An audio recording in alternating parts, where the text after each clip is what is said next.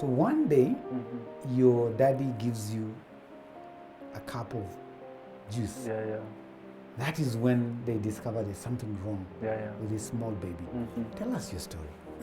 First of all, start by saying it's a pleasure to be here. Right. Okay, I was born in 1999, and a year later, by what I call God's grace and God's guidance, my dad, for no reason, took a glass, a clear, I think at the time it was quencher, and poured some juice for me and passed it to me. But there something happened. He could not, my little hand went away from the glass. It didn't go to the glass. Wow. So there he knew that the devil had struck again, because mind you, he himself at a young age had the same battle with cancer. Wow. So we had a family friend at the time who had a clinic, was running a clinic. So we went and visited him, and just because of equipment, we could not Ascertain what was happening.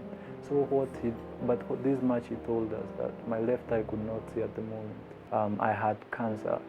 Retinoblastoma is the name of it. All right. And they discovered that it was in a critical stage, because if there was a tagging of some sort in terms of time. There was a time capsule that was given out. Right. So in Embu General Hospital, they said we needed to go to operation immediately. And what they meant by go to operation is that they needed to take both of my eyes out. The question was, one eye could see, but had the same condition. And you ask yourself, how? It's the same condition. So he said, okay, there's one eye that can see. Take away the one that doesn't see and leave the other one. So, because you have to sign. So that's what in the agreement was. So the doctors respect your decision. They had actually given me a time limit less than a month. Right. And he's a great God. That's all I can say on that note. Wow. So we flew out to Germany for 6 months. There I went at therapy and treatment.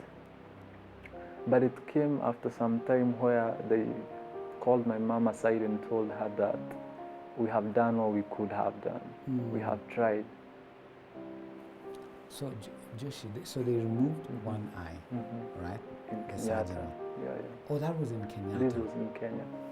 So in Germany, what exactly? It was a lot of therapy and managing the situation. And managing. Remember, they removed the one eye to try to combat with the cancer. Right. The cancer was still there, even me traveling to Germany. So that's what Germany was trying to help me with. So after some time and treatment and therapy in Germany, they called my mom aside and told her that we have done all we could have done. Go back to your country, and you will be attending certain clinics, certain therapy sessions in Kenyatta Hospital. Right. For my short anticipated life. I was sent back to Kenya, not that I was healed of cancer, but that they had done all they could have done in my story and in my case. And so it was to manage it. So now it was to manage it for the short anticipated life that they thought about.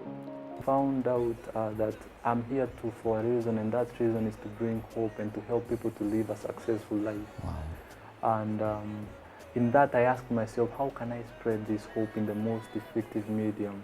I looked around, should I join TV?